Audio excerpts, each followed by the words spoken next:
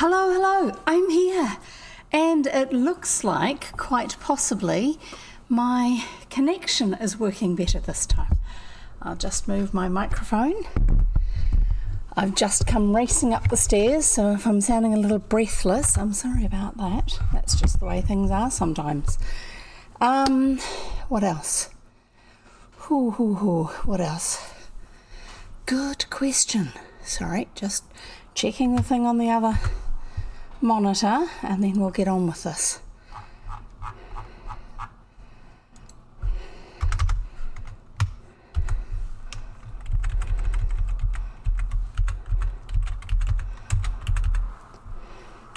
Things that couldn't be done until after I'd started, actually, so that's just the way it is. Did you see the picture that I posted of Ms. Montgomery? I don't think it's the one that I'm about to show you now. There she is. This is the picture of her when she's possibly a similar age to Emily in the story. Definitely wearing fancier clothes than Emily was at the beginning of the story. But there you go. That's our author, Lucy Maud Montgomery. There you go. I've also got some other pictures of her when she's a little bit older than that, but that's just the way life is. Sometimes people look older, sometimes people look younger. And I'm just looking at the monitoring thing on my other monitor. And apparently it wasn't doing well, and then it was, and then it wasn't, and then it was. So we'll just go with how it's working at the moment. There's not a lot I can do about that, although it does say I'm dropping frames. Oh, not good, not good. I don't really know what I can do about that. I wonder if there's a setting to do with the frame rate that my camera is working at, because it's not meant to be working at a particularly high frame rate. Video. Output.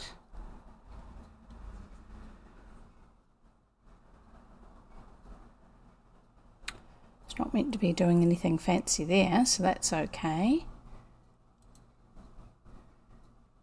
And nothing fancy there either. No, I have no idea.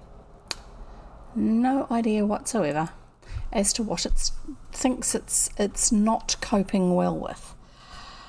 Oh dear. I thought I had it sorted out. Apparently there's a big issue at the moment with Twitch and their servers, and I thought I figured out where the problem was, because my computer was trying to connect to one of the Australian servers, which apparently is a really big weirdo at the moment. That server.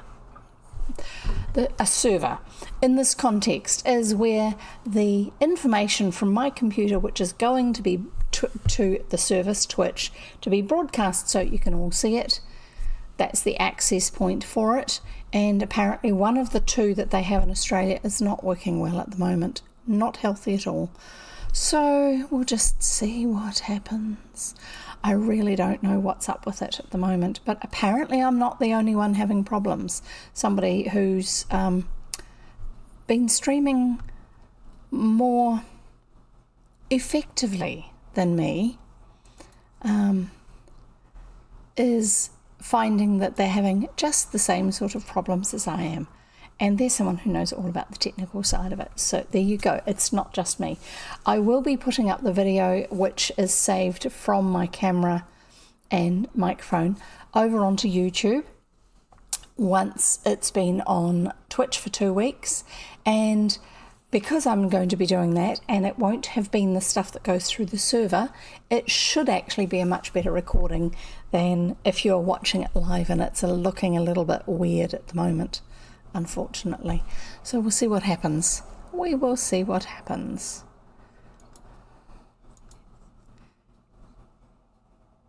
I can hear something talking. I think it's my headphones. I'll make sure they're turned off. There you go. And I'll get them out of the way. Yes, I am still getting used to the new setup on my replacement computer. which means that there's things in slightly different places to what I would normally have put them. But that's not a bad thing. Sometimes you just have to learn new ways to do things. And I'm not liking the fact that that says it's an unstable connection. Not good at all. Settings, let's go back here again. And I'm guessing that it will not allow me to do it while I'm live. Doesn't look like it. I am actually connected to one that's meant to be a lot better than some of the others. So what about we just get on with reading? And for those of you who are new here, hi, I'm Jev. I don't usually have quite so many problems right at the beginning of the stream, except for maybe forgetting to put my microphone where it's in the right place for being able to pick up my voice and things like that. The rest of the time, it's those sort of problems. It's not usually major technical ones with servers and stuff overseas. So we're going to get going. I'm just trying to balance this so I don't have to actually hold on to my iPad. I use a first generation iPad mini as my book, just because it means that, sorry, I'm just going to see if I can move it so that beam is not going all buzzy in your eyes. First generation iPad mini means that I can read ebooks to you. And it also means that it's a piece of technology that isn't going into the rubbish dump or anything like that, which I think is always a good idea when we don't have everything going off to waste. Just see if I can get a little bit more.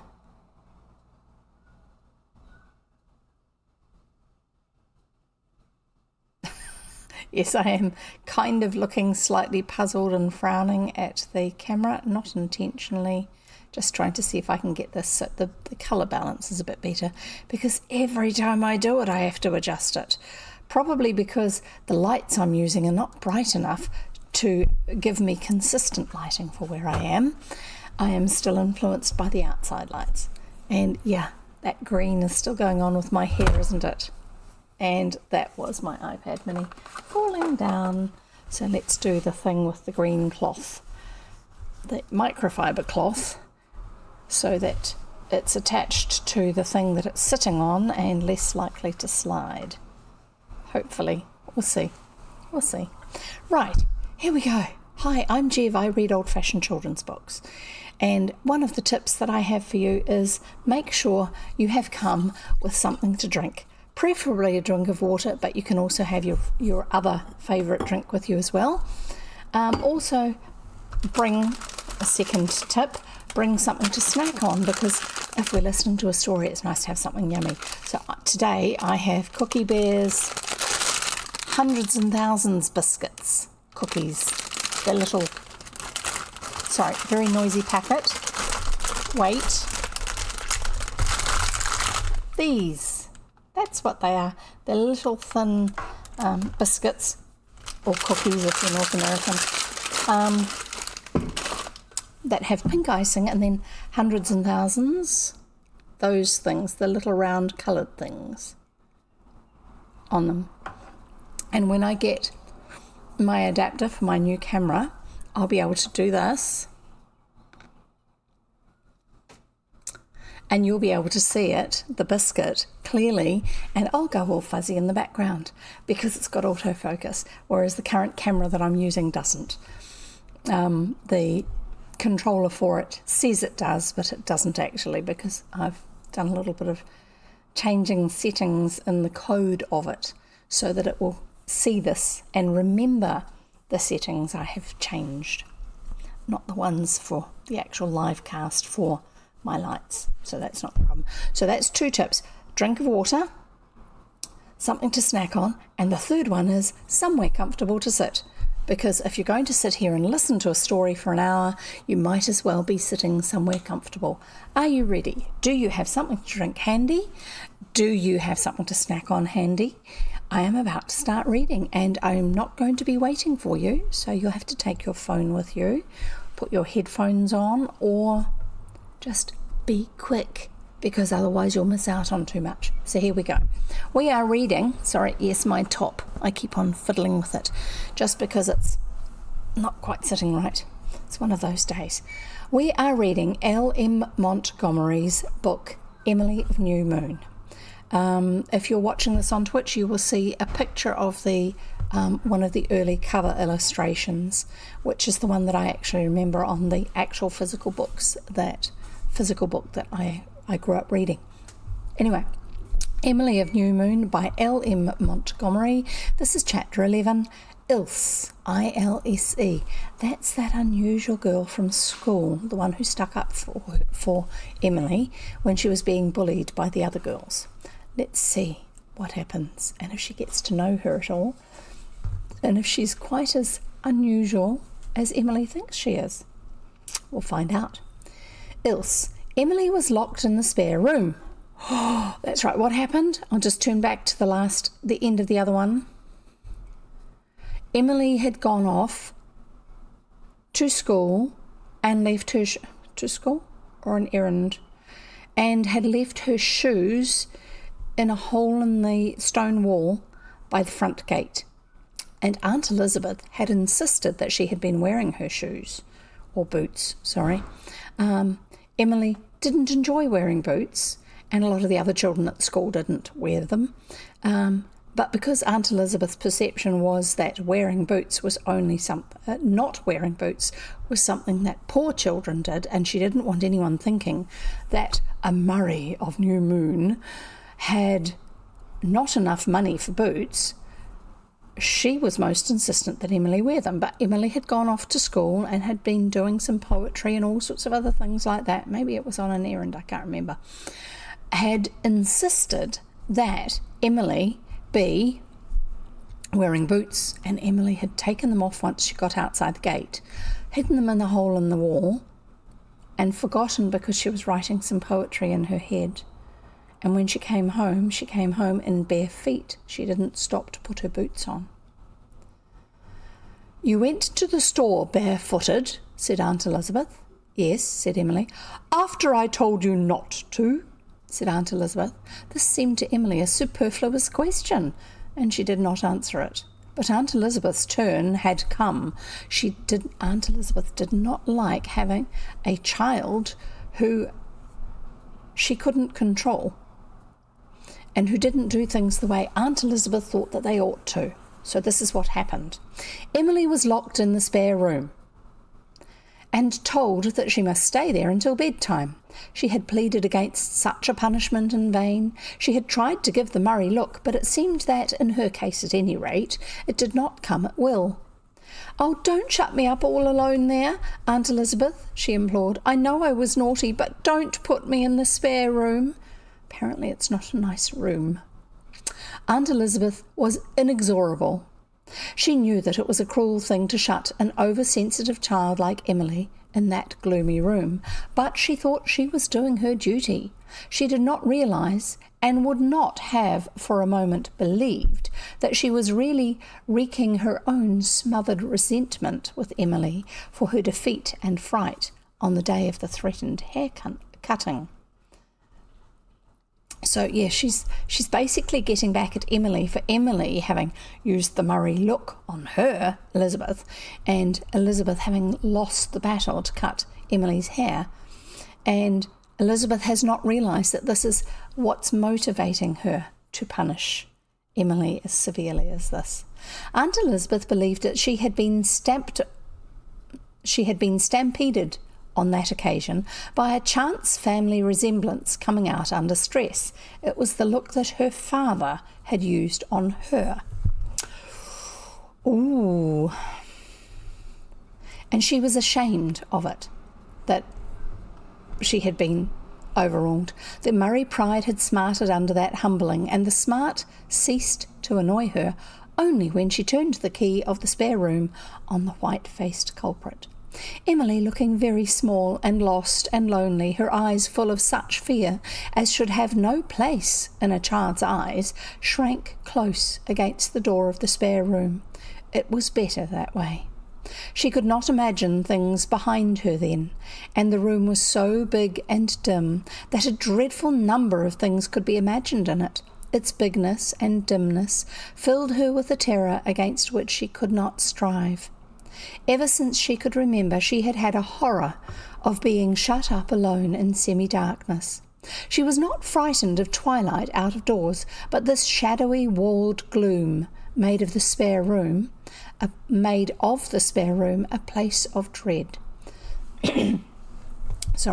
The window was hung with heavy dark green material, reinforced by drawn slat blinds, like we would call Venetian blinds, I suppose. The big canopied bed, jutting out from the wall into the middle of the floor, was high and rigid and curtained, also with dark draperies. Anything might jump at her out of such a bed. What if some great black hand should suddenly reach out of it, reach across the floor, and pluck at her? The walls, like those of the parlour, were adorned with pictures of departed relatives. There was such a large connection of dead Murrays. The glasses of their frames, I think it's meant to be collection, but it says connection. The glasses of their frames gave out weird reflections. So this is the glass over the front of the photograph or the painting. The glasses of their frames gave out weird reflections of the spectral threads of light struggling through the slat blinds. Worst of all, right across the room from her, high up on the top of the black wardrobe, was a huge, stuffed, white Arctic owl. A ghost owl in her mind, possibly.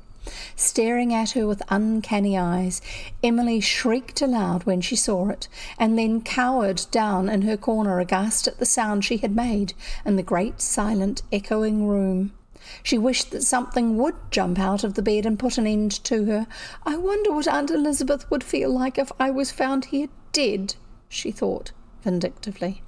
In spite of her fright, she began to dramatise it, and felt Aunt Elizabeth's remorse so keenly that she decided only to be unconscious and come back to life when everybody was sufficiently scared and penitent. But people had died in this room, dozens of them. According to Cousin Jimmy, it was a new moon tradition that when any member of the family was near death, he or she was promptly removed to the spare room to die amid surroundings of proper grandeur. Emily could see them dying in that terrible bed. She felt that she was going to scream again, but she fought the impulse down. A star must not be a coward. Oh, that owl! Suppose when she looked away from it and then looked back, she would find that it had silently hopped down from the wardrobe and was coming towards her. Emily dared not look at it for fear that was just what had happened. Didn't the bed curtains stir and waver? She felt beads of cold perspiration on her forehead. Then something did happen. A beam of sunlight struck through a small break in one of the slats of the blind and fell directly athwart the picture of Grandfather Murray hanging over the mantelpiece. It was a crayon enlargement copied from the old daguerreotype in the parlour below. In that gleam of light his face seemed veritably to leap out of the gloom at Emily. With its grim frown, strangely exaggerated, Emily's nerve gave way completely. In an ungovernable spasm of panic, she rushed madly across the room to the window, dashed the curtains aside and caught up the slat blind. A blessed flood of sunshine burst in. Outside was a wholesome, friendly, human world, and of all wonders, there, leaning right against the windowsill, was a ladder. For a moment, Emily almost believed that a miracle had been worked for her. Cousin Jimmy had tripped that morning over the ladder, lying lost among the burdocks under the balm of Gileads, that's a type of tree, behind the dairy. It was very rotten, and he decided it was time it was disposed of. He had shouldered it up against the house so that he would be sure to see it on his return from the hayfield. Keywords there, it was very rotten. We can see where this one might be going, can't we? Oh dear. Sorry, I'm just opening up my phone because I totally forgot to before. I did do a whole bunch of other things I'm meant to do. Make sure that it's on silent because it was not before. We don't want to have it chirping away at us. Oh, the suspense. Goodness me, what's going to happen? What's going to happen? Oh dear, oh dear. Oh no. The ladder. I think she's going to try and climb out the window on this ladder, not knowing that it's rotten, and then she's going to fall. What do you think? Is she going to fall? Is she going to get injured? Oh, goodness me.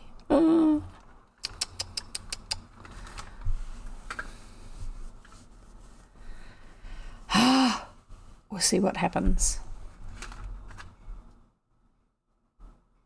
That's funny. On my phone, the picture is clear. On my computer, the picture is not clear. Now it's improved. I can't tell what's going to happen on this. It's very strange. Seriously, it's very, very strange. Okay, we'll carry on reading. He had shouldered it up against the house so that he would be sure to see it on his return from the hayfield. In less time than it takes to write of it, Emily had got the window up, climbed out on the sill, and backed down the ladder. She was too intent on escaping from that horrible room to be conscious of the shakiness of the rotten rungs. When she reached the ground, she got back. She got back to hard ground. She survived that part. I thought it was going to collapse and she was going to get injured. When she reached the ground, she bolted through the balm of Gilead's, that's those trees, and over the fence into Lofty John's bush, nor did she stop running till she reached the path by the brook. Then she paused for breath, exultant. She was full of a fearful joy, with an elfin delight running through it. Sweet was the wind of freedom that had blown over the ferns. She had escaped from the spare room and its ghosts. She had got the better of mean old Aunt Elizabeth. Sorry, I just got something going on that's distracting me over here. I'm just going to stop doing that, and then we'll carry on reading. She had got the better of mean old Aunt Elizabeth. I feel as if I was a little bird that had just got out of a cage, she told herself, and then she danced with joy of it all along her fairy path to the very end, where she found Ilse Burnley, huddled up on the top of a fence panel, her pale gold head making a spot of brilliance against the dark young firs that crowded round her. Emily had not seen her since that first day of school. Remember? She had been told that Ilse only came to school when she felt like it, so obviously she hasn't. She had not seen her since that first day of school, and again she thought she had never seen or pretended, in her imagination, anybody just like Ilse. "Well, Emily of New Moon," said Ilse, "where are you running to?" "I'm running away," said Emily frankly. "I was bad, at least I was a little bad, and Aunt Elizabeth locked me in the spare room. I haven't been bad enough for that. It wasn't fair. So I got out of the window and down the ladder." "You little cuss! I didn't think you'd enough gimp for that," said Ilse. Emily gasped. It seemed very dreadful to be called a little cuss. But Ilse had said it quite admiringly. "I don't think it was gimp," said Emily, too honest to take a compliment she didn't deserve. "I was too scared to stay in that room." So gimp is obviously pluck, courage, that sort of thing. But it must have been a slang word that was in use at the time. "I was too scared to stay in that room." "Well, where are you going now?" said Ilse. "You'll have to go somewhere. You can't stay outdoors. There's a thunderstorm coming up." So there was. Emily did not like thunderstorms, and her conscience smote her. "Oh," she said, "do you suppose God is bringing up that storm to punish me because I've run away?" "No," said Ilse scornfully. "If there is any God, he wouldn't make such a fuss over nothing." "Oh, Ilse, don't you believe there is a God?" I don't know, said Ilse. Father says there isn't, but in that case, how did things happen? Some days I believe there is a God and some days I don't. You'd better come home with me. There's nobody there. I was so dod-gastedly lonesome I took to the bush. So Ilse is quite happy to use all of the slang words of that era, possibly not considered appropriate for young ladies at the time, I would guess. I took to the bush, so she was just getting out and clearing her head. Ilse sprang down and held out her sunburned paw to Emily. Emily took it, and they ran together over Lofty John's pasture to the old Burnley house, which looked like a huge grey cat basking in the warm late sunshine that had not yet been swallowed up by the menacing thunderheads. Inside it was full of furniture that must have been quite splendid once, but the disorder was dreadful, and the dust lay thickly over everything. Nothing was in the right place, apparently, and Aunt Laura would certainly have fainted with horror if she had seen the kitchen. But it was a good place to play. You didn't have to be careful not to mess things up. Ilse and Emily had a glorious game of hide-and-seek all over the house until the thunder got so heavy and the lightning so bright that Emily felt she must huddle on the sofa and nurse her courage. "Aren't you ever afraid of thunder?" she asked Ilse. "No, I ain't afraid of anything except the devil," said Ilse. "I thought you didn't believe in the devil either. Rhoda said you didn't." "Oh, there's a devil all right, Father says. It's only God he doesn't believe. Oh, there's a devil all right, Father says." Okay, so for a minute there I thought she was saying that Rhoda was the devil, but no, she was meaning that Father says that the devil exists, just not God. It's only God he doesn't believe in, and if there is a devil and no God to keep him in order, is it any wonder I'm scared of him? Look here, Emily Birdstar, I like you, heaps. I've always liked you. I knew you'd soon be good and sick of that little white-livered lying sneak of a Rhoda Stewart. I never tell lies. Father told me once he'd kill me if he ever caught me telling a lie. I want you for my chum. I'd go to school regular if I could sit with you." "All right," said Emily offhandedly. No more sentimental Rhodian vows of eternal devotion for her. That phase was over. "And you'll tell me things. Nobody ever tells me things. And let me tell you things. I haven't anybody to tell things to," said Ilse. "And you won't be ashamed of me because my clothes are always queer and because I don't believe in God?"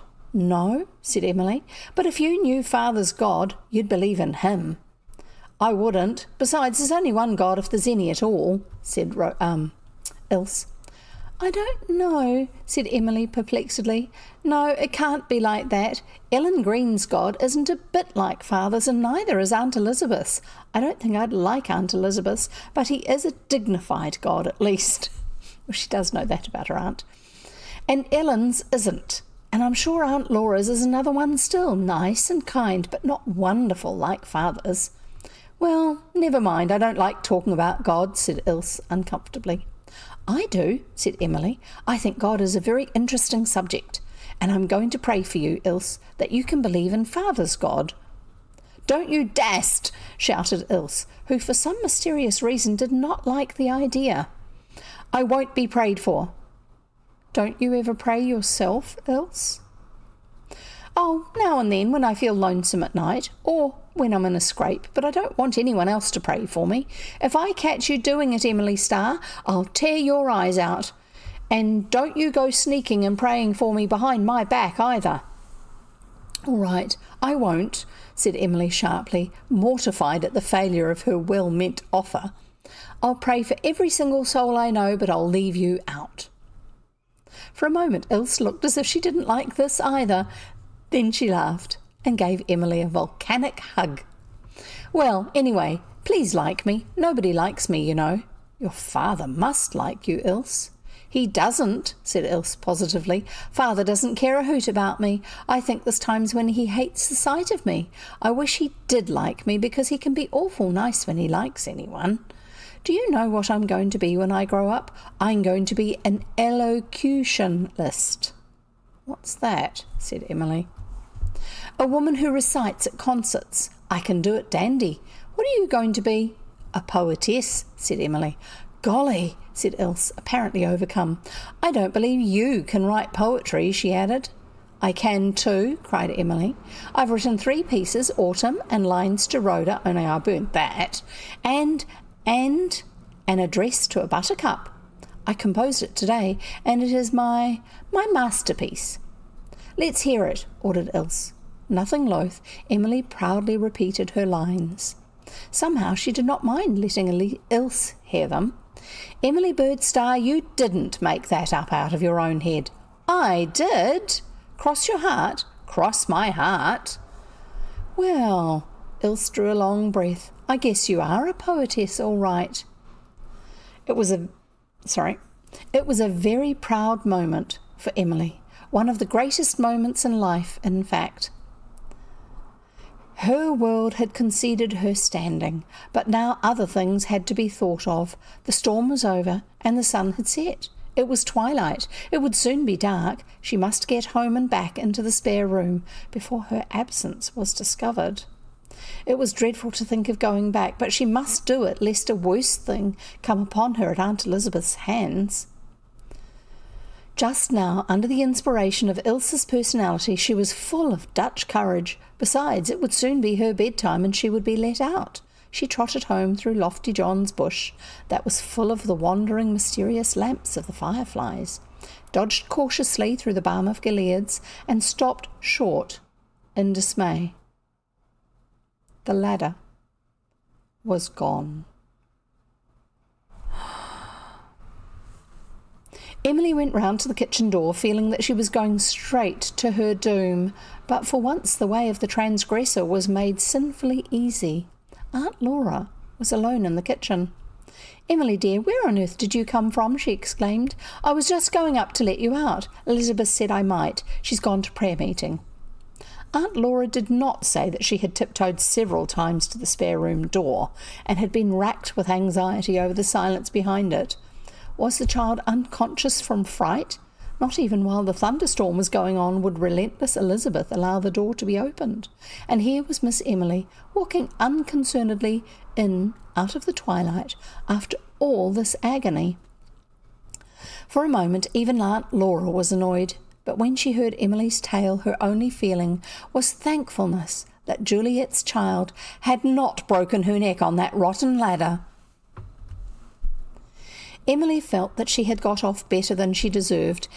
She knew that Aunt Laura would keep the secret, and Aunt Laura let her give Saucy Sal a whole cupful of strippings and gave her a big plummy cookie and put her to bed with kisses. Strippings were little pieces that had been pulled out of, I don't know, the meat that was being cooked or something like that, I would guess, if it's being given to the cat. Or something to do with separating the cream from the milk. That's probably what it was. The extra little bits around the edge. "If I were you, I'd hide my boots every time I went out the gate," said Aunt Laura, "but I wouldn't forget to put them back on before I came back. What Elizabeth doesn't know will never hurt her." Oh, that sounds like a phrase that's going to come back and bite them both, doesn't it? Emily reflected over this until she had finished her cookie. Then she said, "That would be nice, but I don't mean to do it any more. I guess I must obey Aunt Elizabeth because she's the head of the family." "Where do you get such notions?" said Aunt Laura. "Out of my head, Aunt Laura. Ilse Burnley and I are going to be chums. I like her. I've always felt I'd like her if I had a chance. I don't believe I can ever love any girl again, but I like her." "Poor Ilse," said Aunt Laura, sighing. "Yes, her father doesn't like her. Isn't it dreadful?" said Emily. "Why doesn't he?" "He does, really, only he thinks he doesn't," said Aunt Laura. "But why does he think it?" "You are too young to understand, Emily." Emily hated to be told she was too young to understand. She felt that she could understand perfectly well if only people would take the trouble to explain things to her and not be so mysterious. "I wish I could pray for her. It wouldn't be fair, though, when I know how she feels about it. But I've always asked God to bless all my friends, so she'll be in that, and maybe some good will come of it." "Is golly a proper word to say, Aunt Laura?" No. I'm sorry for that, said Emily seriously, because it's very striking. That's the end of that chapter. And the next one's a reasonably long one, but I am going to have a drink. I am going to have a snack. I suggest you do too. If you need to go off to the loo, off you go now, quickly. And I'll be here reading by the time you get back. I'll see if I can find any other things I can do to fix this on my computer. It's really not very happy at the moment.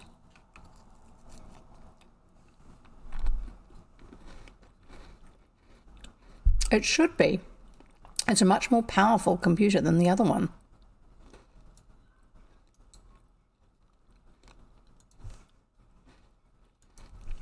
But, as I said, I've heard that there are others who know a lot more about their computers and streaming than I do, and they've been having problems with it too. So that's a bit of a relief, actually, to know I'm not the only one.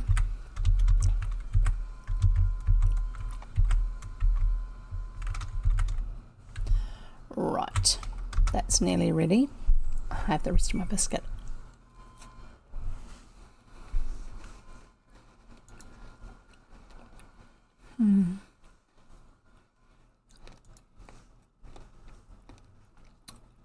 Unstable. That's not good.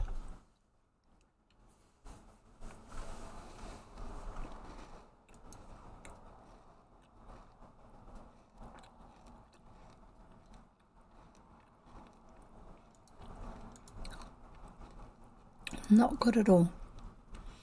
I do not know why that is happening.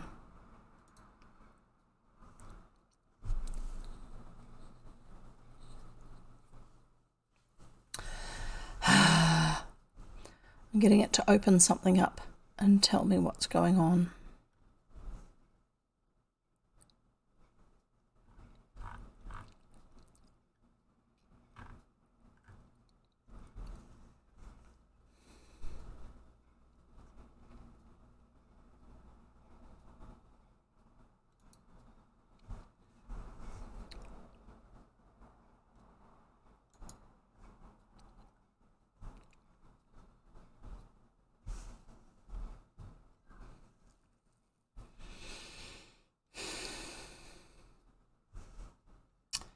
Really not doing well, is it? That's a shame.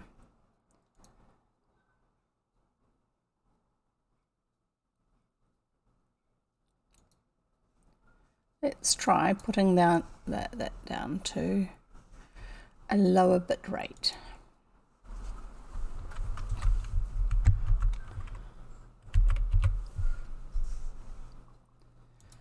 And if it's going at a lower bit rate, it may actually not drop quite as much,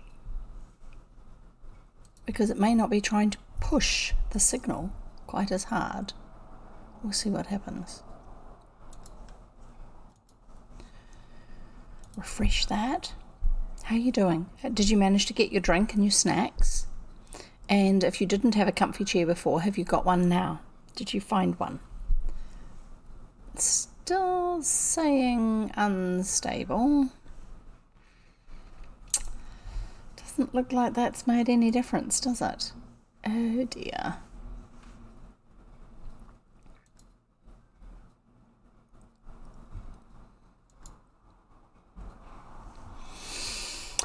Ah, well, I'm going to carry on reading.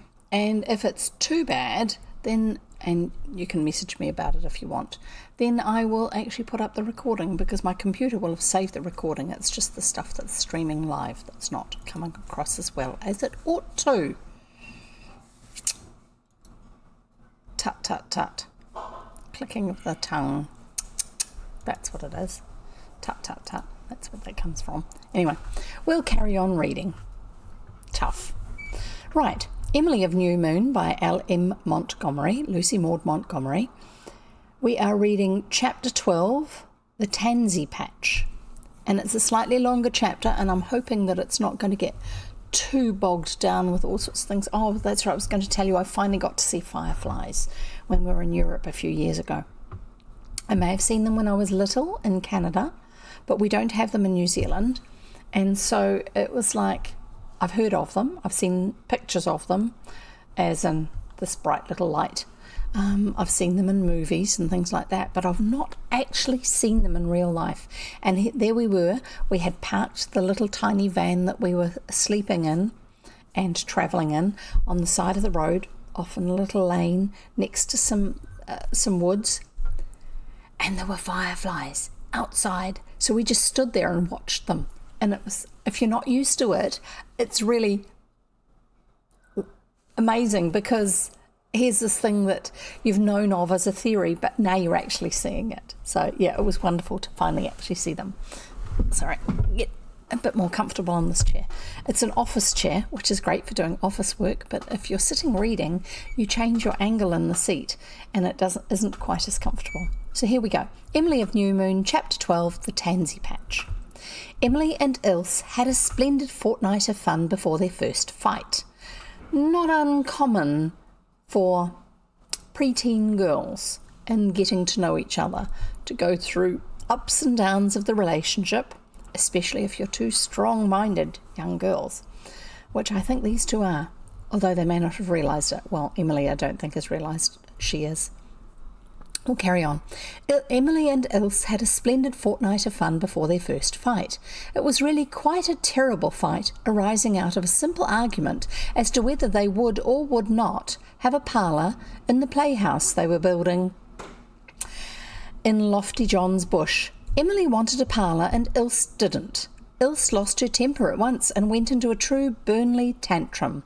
She was very fluent in her rages, and the volley of abusive dictionary words which she hurled at Emily would have staggered most of the Blairwater girls, but Emily was too much at home with words to be floored so easily. She grew angry too, but in the cool, dignified Murray way, which was more exasperating than violence. When Ilse had to pause for breath in her diatribes, Emily, sitting on a big stone with her knees crossed, her eyes black and her cheeks crimson, interjected little sarcastic retorts that infuriated Ilse still further. Ilse was crimson too, and her eyes were pools of scintillating tawny fire. They were both so pretty in their fury that it was almost a pity they couldn't have been angry all the time.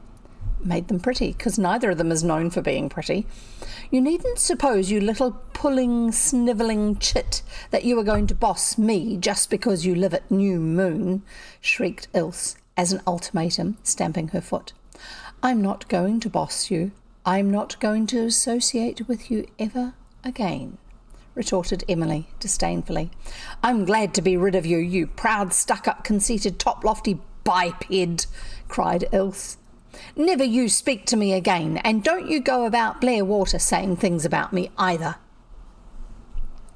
This was unbearable to a girl who never said things about her friends or once friends. I'm not going to say things about you, said Emily deliberately. I am just going to think them. This was far more aggravating than speech, and Emily knew it. Ilse was driven quite frantic by it.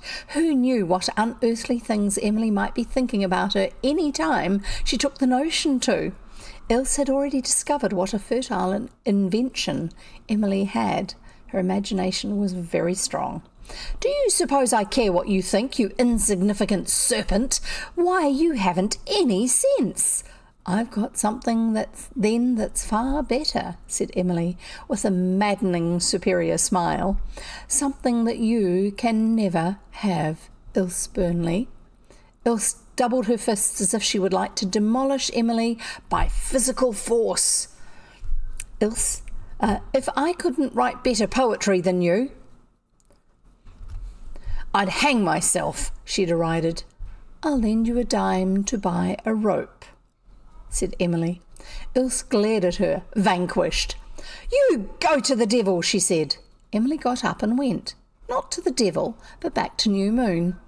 Ilse relieved her feelings by knocking the boards of their china closet down and kicking their moss gardens to pieces, and departed also. Emily felt exceedingly badly. Here was another friendship destroyed. A friendship, too, that had been very delightful and satisfying.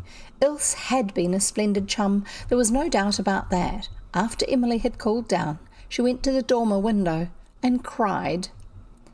"Wretched me, wretched, wretched me," she sobbed dramatically, but very sincerely. Yet the bitterness of her break with Rhoda was not present. This quarrel was fair and open and above board. She had not been stabbed in the back, but of course she and Ilse would never be chums again. You couldn't be chums with a person who called you a chit and a biped and a serpent and told you to go to the devil. The thing was impossible, and besides, Ilse could never forgive her, for Emily was honest enough to admit to herself that she had been very aggravating too. Yet, when Emily went to the playhouse next morning, bent on retrieving her share of broken dishes and boards, there was Ilse, skipping around hard at work with all the shelves back in place, the moss garden remade, and a beautiful parlour laid out and connected with the living room by a spruce arch. "Hello, you. Here's your parlour, and I hope you'll be satisfied now," she said gaily. "What's kept you so long? I thought you were never coming." This rather posed Emily after her tragic night, wherein she had buried her second friendship and wept over its grave. She was not prepared for so speedy a resurrection. As far as Ilse was concerned, it seemed as if no quarrel had ever taken place. "Why, that was yesterday," she said in amazement when Emily rather distantly referred to it. Yesterday and today were two entirely different things, in Ilse's philosophy. Emily accepted it, and found she had to. Ilse, it transpired, could no more help flying into tantrums now and then than she could help being jolly and affectionate between them. What amazed Emily, in whom things were bound to rankle for a time, was the way in which Ilse appeared to forget a quarrel the moment it was over. To be called a serpent and a crocodile one minute and hugged and darlinged the next was somewhat disconcerting, until time and experience took the edge off it.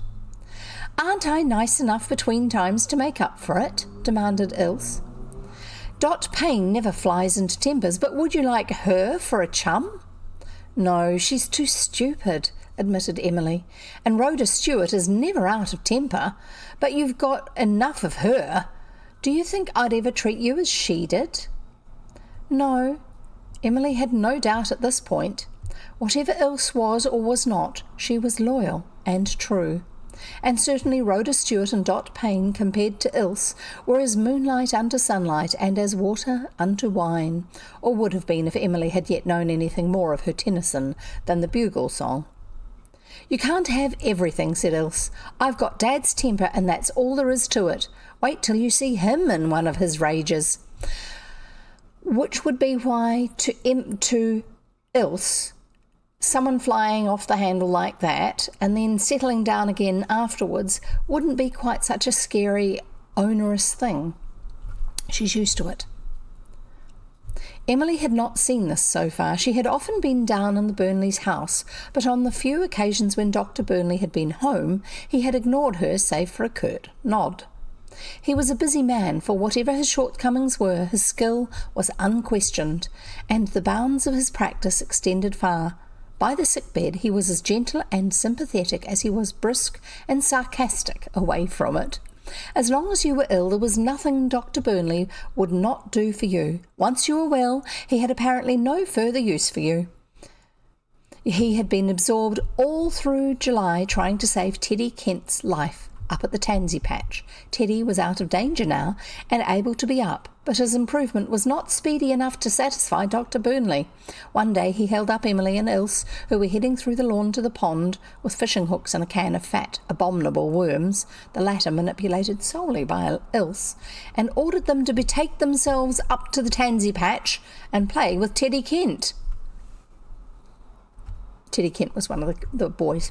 "He's lonesome and moping. Go up and cheer him up," said the doctor. Ilse was rather loath to go. She liked Teddy, but it seemed she did not like his mother.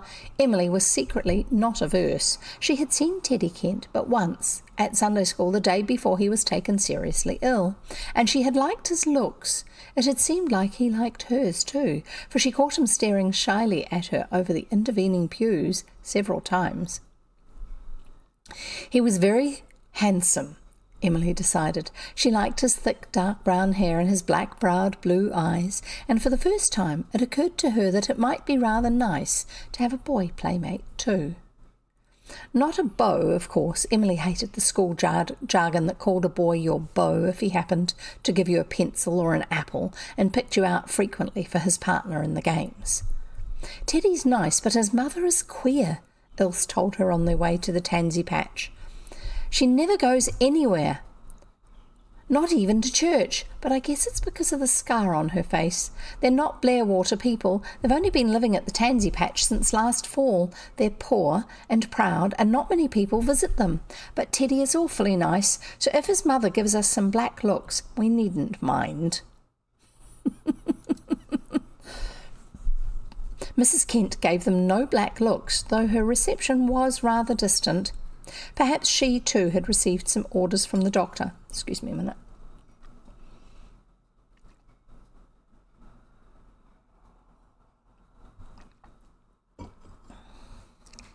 Perhaps she, too, had received some orders from the doctor. She was a tiny creature with enormous masses of dull, soft, silky, fawn brown hair, dark, mournful eyes, and a broad scar running slantwise across her pale face. Without the scar, she must have been pretty, and she had a voice as soft and uncertain as the wind in the tansy. Tansy is a type of weed or plant. I think it's the one that has like a prickly seed head. It's kind of an oval shape with these pointy out bits up it. I think that's tansy.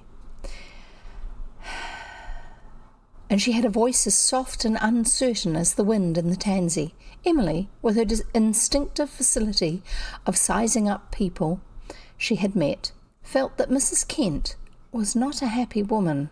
The tansy patch was east of the disappointed house, between the Blairwater and the sand dunes. Most people considered it a bare, lonely, neglected place, but Emily thought it was fascinating.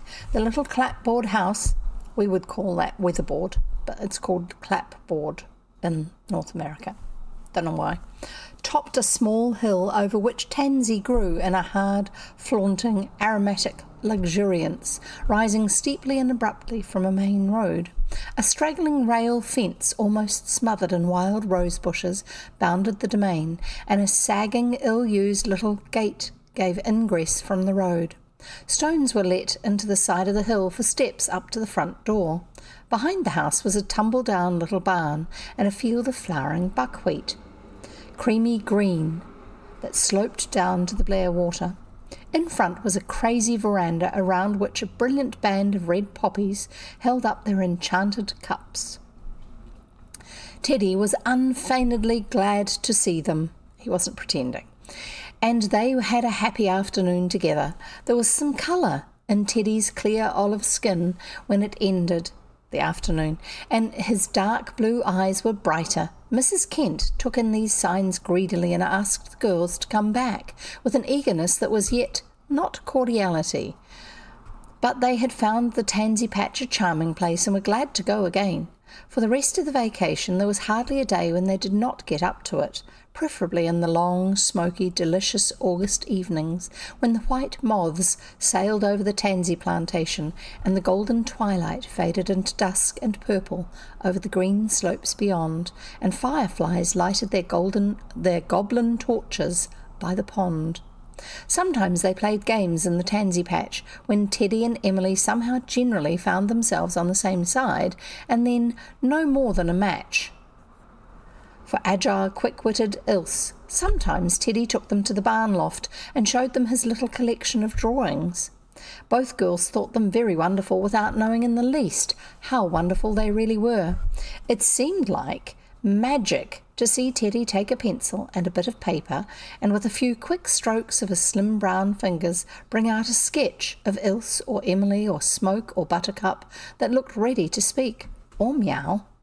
Smoke and Buttercup were the Tansy Patch cats. Buttercup was a chubby, yellow, delightful creature, hardly out of kittenhood. Smoke was a big Maltese and an aristocrat from the tip of his nose to the tip of his tail. There was no doubt whatever that he belonged to the cat caste of jevvv. He had emerald eyes and a coat of plush, a very fine fur, very tightly packed, very luxurious. The only white thing about him was an adorable dicky. A dicky is the shirt front, the extra little bit that people used to put on, that men used to put on when they were getting dressed up to go out, and that's called a dicky, the particular type of shirt front. And so he had a white front on his chest, did the cat. Emily thought of all the pleasant hours spent at the Tansy Patch, the pleasantest were those when, tired with play, they all three sat on the crazy veranda steps in the mystery and enchantment of the borderland between light and dark, when the little clump of spruce behind the barn looked like beautiful dark phantom trees. The clouds of the west faded into grey, and a great round yellow moon rose over the fields to be reflected brokenly in the pond where the wind woman was making wonderful woven lights and shadows. Mrs. Kent never joined them, though Emily had a creepy conviction she was watching them stealthily from behind the kitchen blind.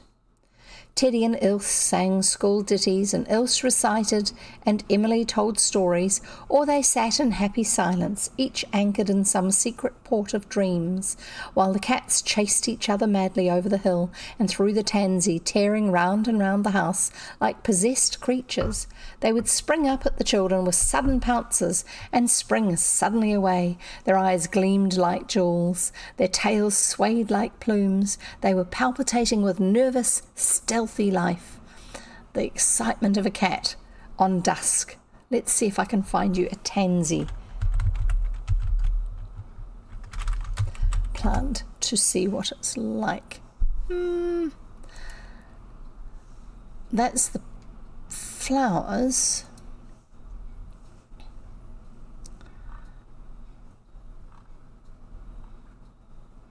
Looks like a funny yellowy button of a daisy, but with sort of like ferny leaves.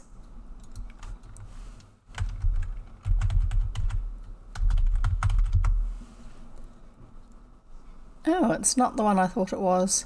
No, I was thinking of teasel. Sorry, not tansy. I'll see if I can get you a picture of what tansy flowers look like.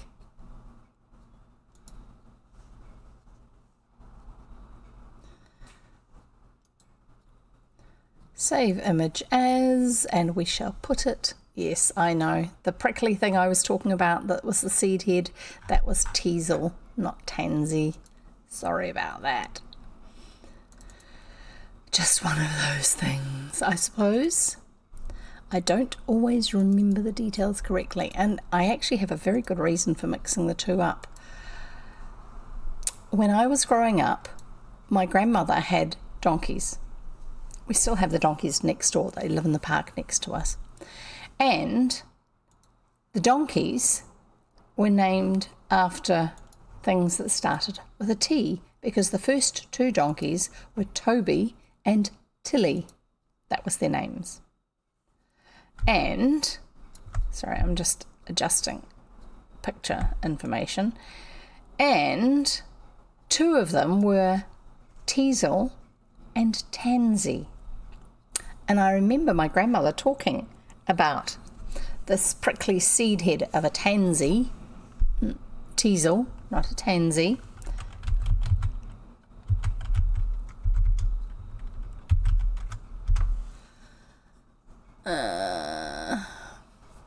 It's that word, not the other one. I had the wrong word.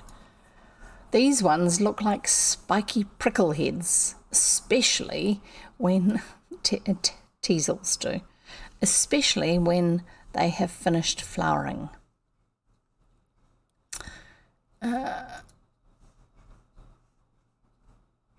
Anyway, so I'm going to show you the picture of the tansy, not the teasel flowers. I'm just going to turn my camera off. I'm still here, so I'm going to keep talking to you. So there you go. That's tansy flowers.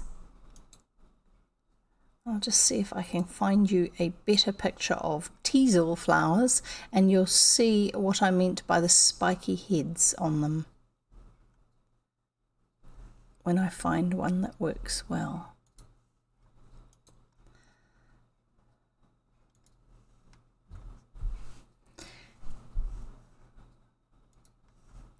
And here we go. I shall find the right picture for you. This one is a teasel flower when I get it down to the right size.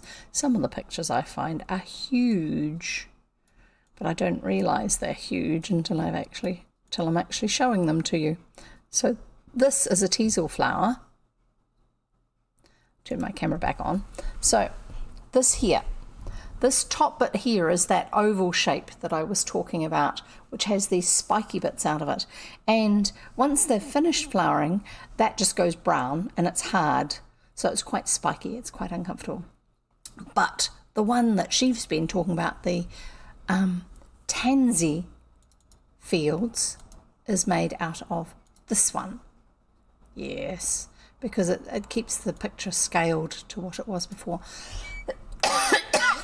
So that would have been a field full of this ferny type leaves, and then when they're flowering it's all these little tiny dotty yellow flowers. I think the actual individual flowers are about this big, that size there, about the size of the tip of your finger, and then they're clustered all together at the end of each of the flower stems. So that is tansy, the tansy patch. That's the house that they live in, is tansy patch, and that's because there's all these tansy plants being grown. I'm guessing it's used as a feed, or it would be being grown for some reason, unless they can't farm it and so therefore it grows wild as a weed. That could be part of it. I don't know. Anyway, we'll carry on with reading. Sorry, itchy nose. Carrying on.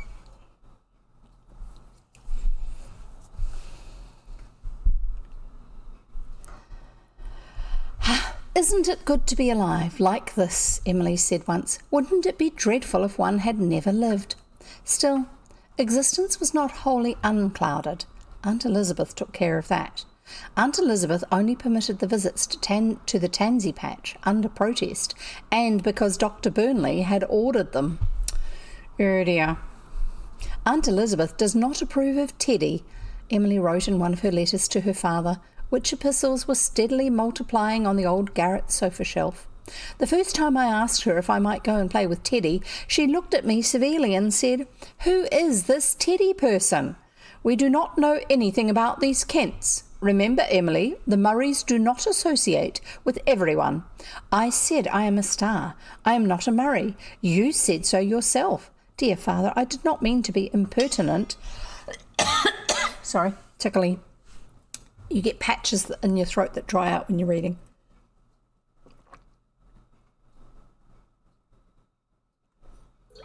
Sometimes.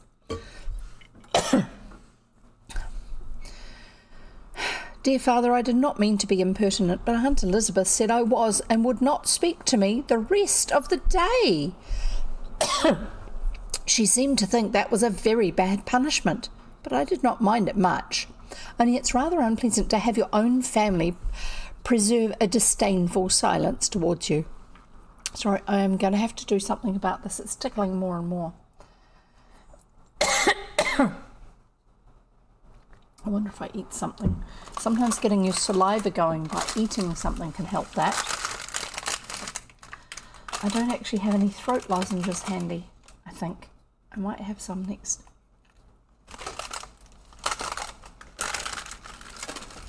Alright. I'll just have a look in my other workspace and see if I have some throat lozenges.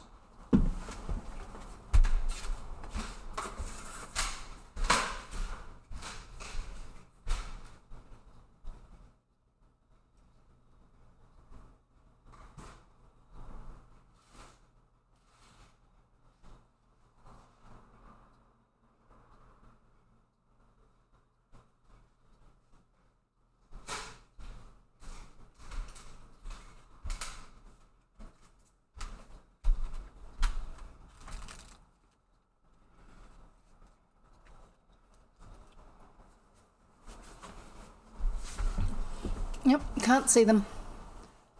I've got things for migraines, not things for dried throats. Sorry, I'm also looking on the shelf above my desk. Oh well, I have to get some. Anyway. Hi, Shining.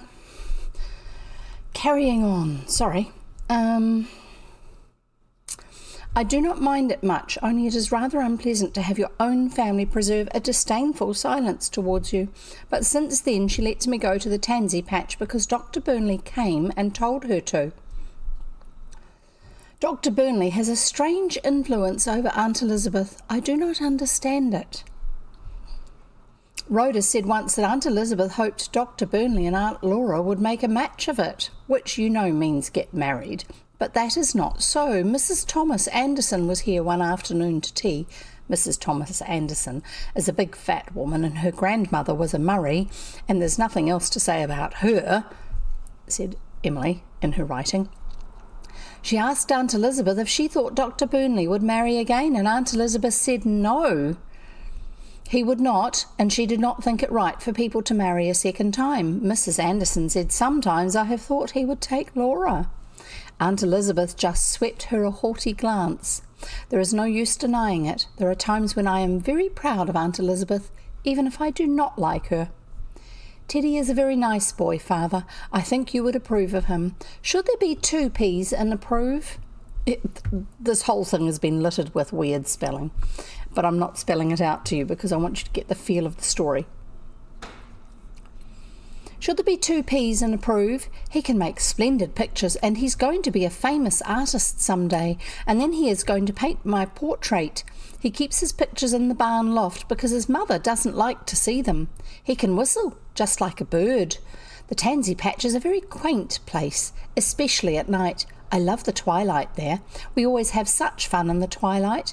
The Wind Woman makes herself small in the tansy, just like a tiny, tiny fairy, and the cats are so queer and creepy and delightful then.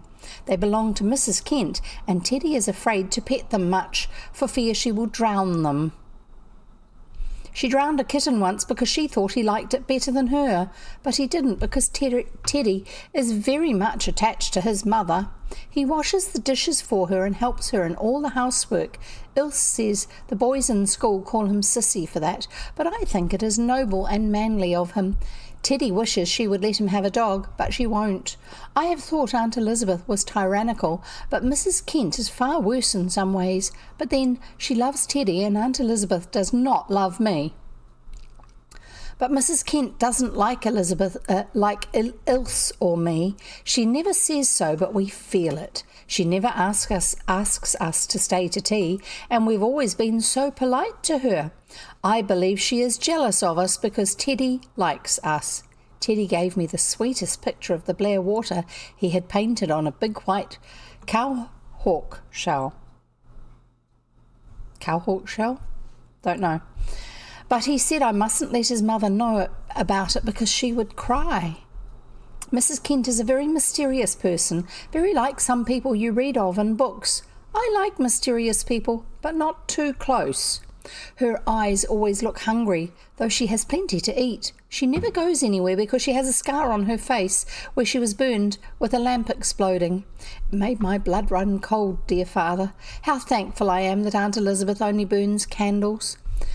A certain type of lamp was a pressure lamp, and you pumped up the pressure inside it, which meant that the fuel in it would vaporize and therefore burn a lot more brightly. It's just the way it worked. One of those weird technology things. But yes, they could be overpressurized, usually not by pumping, but because for some reason the actual fuel tank on it has got too hot, or there's been a leak. Anyway, so yeah, that would be quite scary. How thankful I am that Aunt Elizabeth only burns candles. Some of the Murray traditions are very sensible. Mrs. Kent is very religious, what she calls religious. She prays even in the middle of the day. Teddy says that before he was born into this world, he lived in another one where there were 2 suns, one red and one blue. The days were red and the nights blue. I don't know where he got the idea, but it sounds attractive to me.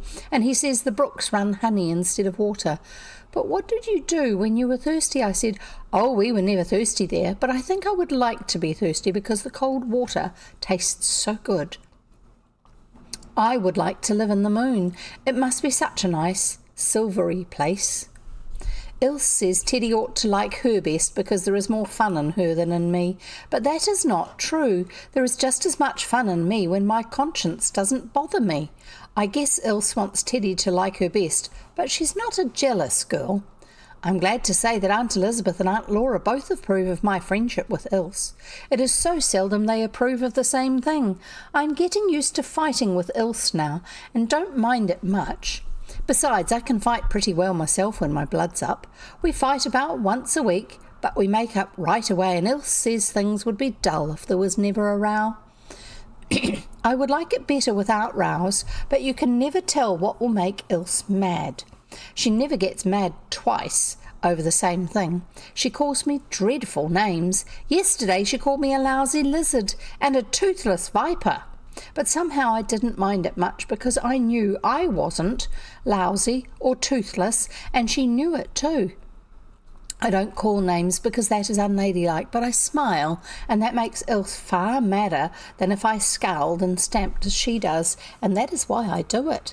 Aunt Laura says I must be careful not to pick up the words Ilse uses and try to set her a good example, because the poor child has no one to look after her properly. I wish I could use some of her words because they are so striking. She would get in big trouble. They're virtually swear words back in that day. Maybe even worse than swear words. Anyway, we'll see. Rather odd. Strange. Some of the things that were considered to be okay and aren't not okay.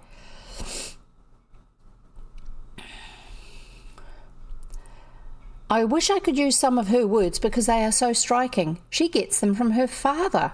I think my aunts are too particular. One night when the Reverend Mr. Dare was here to tea, I used the word bull in my conversation. I said Ilse and I were afraid to go through Mr. James Lee's pasture where the old well was because he had a cross bull there. After Mr. Dare had gone, Aunt Elizabeth gave me an awful scolding and told me I was never to use that word again. But she had been talking of tigers at tea in connection with missionaries, and I can't understand why it's more disgraceful to talk about bulls than tigers. Of course, bulls are ferocious animals, but so are tigers. But Aunt Elizabeth says I'm always disgracing them when they have company. When Mrs. Lockwood was here from Shrewsbury last week, they were talking about Mrs. Foster Beck, who was a bride, and I said Dr. Burnley thought she was devilishly pretty. Aunt Elizabeth said, "Emily," in such an awful tone. She was pale with wrath. "Dr. Burnley said it," I cried. I am only quoting, and Dr. Burnley did say it the day I stayed to dinner with Ilse and Dr. Jamieson. I stayed to dinner with Ilse, and Dr. Jamieson was there from Shrewsbury. I saw Dr. Burnley in one of his rages that afternoon over something Mrs. Sims had done in his office.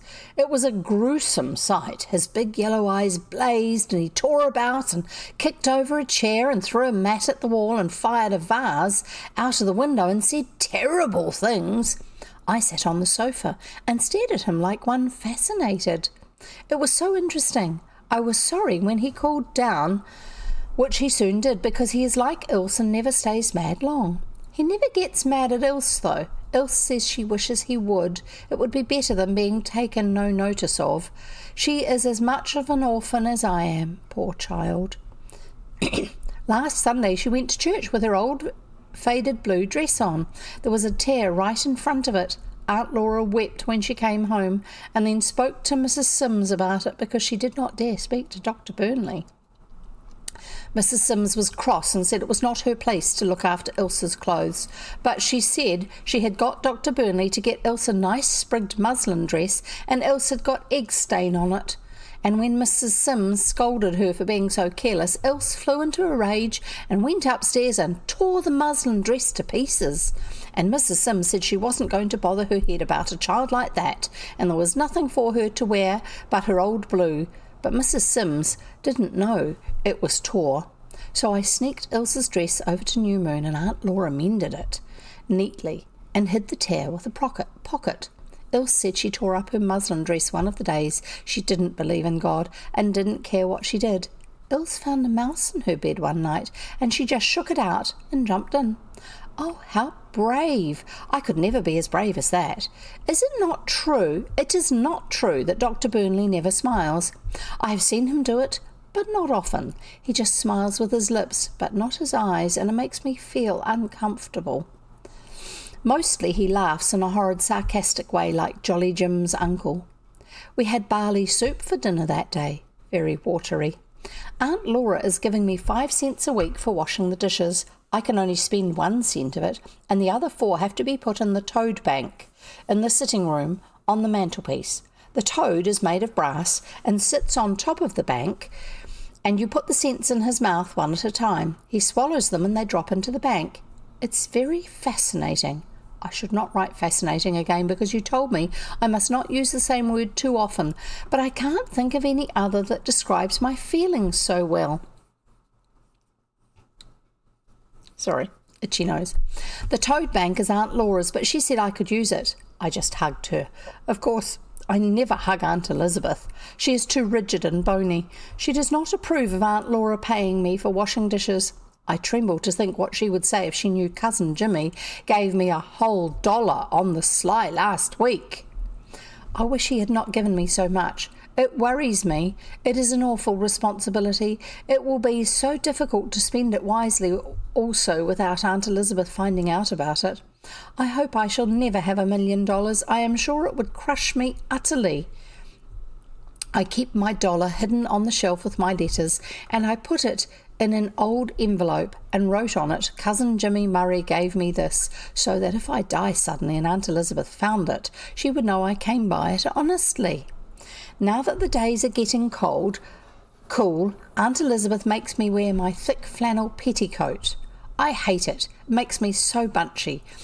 Flannel is what we in New Zealand call winceyette. So winceyette is it's a woven cotton, and it's got a brushed surface to make it slightly fluffy, and it's a lot warmer than normal cotton. It's thicker, it's warmer, it's often used for pajamas, winter pajamas and winter night dresses, and a flannel petticoat was often made out of red winceyette or flannel. I don't know why, it just was. It's been a key point in several stories, flannel petticoats. But good for keeping people warm, I suppose, so there you go. Anyway, we'll carry on.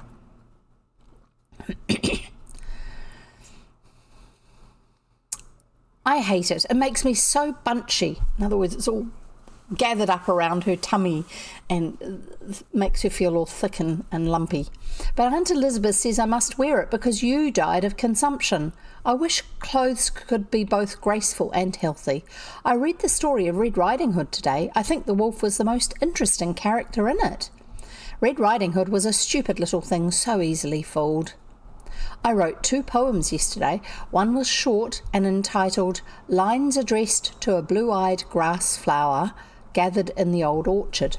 Here it is. Sweet little flower, thy modest face is ever lifted towards the sky, and a reflection of its face is caught within thine own blue eye. The meadow queens are tall and fair, the columbines are lovely too, but the poor talent I possess shall laurel thee, my flower of blue. The other poem was long, and I wrote it on a letter bill. It's called The Monarch of the Forest. The monarch is the big birch in Lofty John's bush. I love that bush so much, it hurts. Do you understand that kind of hurting? Ilse likes it too, and we play there most of the time when we are not at the Tansy patch. We have 3 paths into it. We call them the Today Road, the Yesterday Road, and the Tomorrow Road. The Today Road is by the brook, and we call it that because it's lovely now. The Yesterday Road is out in the stumps where Lofty John cut some trees down, and we call it that because it used to be lovely. The Tomorrow Road is just a tiny path in the maple clearing, and we call it that because it's going to be lovely someday when the maples grow bigger. But oh, Father dear, I haven't forgotten the dear old trees back home. I always think of them after I go to bed, but I am happy here. It isn't wrong to be happy, is it, Father? Aunt Elizabeth says I got over being homesick very quick, but I am often homesick inside. I have got acquainted with Lofty John. Ilse is a great friend of his and often goes there to watch him working in his carpenter's shop. He says he has made enough ladders to get to heaven without the priest, but that is just his joke. He is really a very devout Catholic and goes to the chapel at Whitecross every Sunday. I go with Ilse, though perhaps I ought not to when he is an enemy of the family. He is of stately bearing and refined manners, very civil to me, but I don't always like him. When I ask him a serious question, he always winks over my head when he answers. That is insulting. Of course, I never ask any questions on religious subjects, but Ilse does. She likes him, but she says he would burn us all at the stake if he had the power. She asked him right out if he wouldn't, and he winked at me and said, "Oh, we wouldn't burn nice, pretty little Protestants like you. We would only burn the old ugly ones." That was a frivolous reply. Mrs. Lofty John is a nice woman and not at all proud. She looks just like a little rosy wrinkled apple. On rainy days we play at Ilse's. We can slide down the banisters and do what we like. Nobody cares, only when the doctor is at home we have to be quiet, because he can't bear any noise in the house except what he makes himself. The roof is flat and we can get out on it through a door in the garret ceiling. It is very exciting to be up on the roof of a house. We had a yelling contest there the other night to see which could yell the loudest. To my surprise, I found I could. You never can tell what you can do till you try, but too many people heard us and Aunt Elizabeth was very angry. She asked me what made me do such a thing. That is an awkward question because often I can't tell what makes me do things. Sometimes I do them just to find out what I feel like doing them, and sometimes I do them because I want to have some exciting things to tell my grandchildren. Is it improper to talk about having grandchildren? I have discovered that it is improper to talk about having children. One evening when people were here, Aunt Laura said to me quite kindly, "What are you thinking so earnestly about, Emily?" And I said, "I am picking names for my children. I mean to have 10, and after the company had gone, Aunt Elizabeth said to Aunt Laura icily, "I think it will be better in the future, Laura, if you do not ask that child what she is thinking of. If Aunt Laura doesn't, I shall be sorry, because when I have an interesting thought, I like to tell it." School begins again next week. Ilse is going to ask Miss Brownell if I can sit with her. I intend to act as if Rhoda was not there at all. Teddy is going too. Dr. Burnley says he is well enough well enough to go, though his mother doesn't like the idea. Teddy says she never likes to have him go to school, but she is glad that he hates Miss Brownell. Aunt Laura says the right way to end a letter to a dear friend of yours is affectionately. So I am yours very affectionately, Emily Bird Star. P.S. Because you are my very dearest friend still, Father, Ilse... That's why she'd written it that way. Ilse says she loves me best of anything in the world, and her red leather boots that Mrs. Sims gave her next. And that's the end of that chapter. There you go. All sorts of things. A lot of it just Emily getting to know what it's like to actually have a friend that you get on reasonably well with. Isn't that cool? Wow. Goodness me, goodness me. It's a new thing for her, isn't it?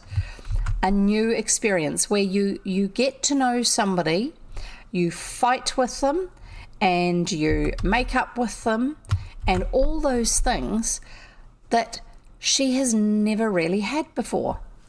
Quite a new experience. Well, we'll see what happens next.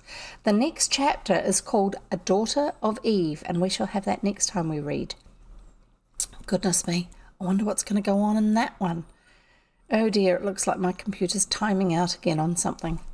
Hopefully you're actually able to watch the stream.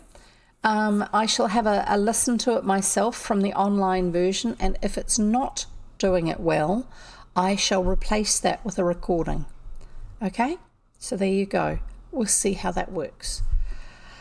Thank you for being here. Thank you for listening. It's been great having you here, sharing Emily of New Moon, one of the not quite so well-known books written by Lucy Maud Montgomery, who is the author most famous for having written the Anne of Green Gables series. But Emily was a book, and there were 2 others that followed it. Emily is a character and the series of books that Ms. Montgomery actually preferred because she had more of herself in them, because Emily's dream was to become a writer along the span of the stories. She had realised that words were very, very important to her, and being able to write them down was something that really made her aware of her own sense of purpose in life. And you can see that when she starts talking about writing a poem or the way she describes things and things like that. Words mean a lot to her. So, once again, thank you for being here. Thank you for enjoying the stories. If you haven't done it before, follow me on Twitch, subscribe to my channel on YouTube, and turn on the notifications. Both of those services are free. You don't have to pay for them. And that way you'll get notified by those services when I either put up a new video, YouTube, or when I'm going live, Twitch. And I look forward to seeing you next time. And in the meantime, happy reading on your own time. See you. Bye.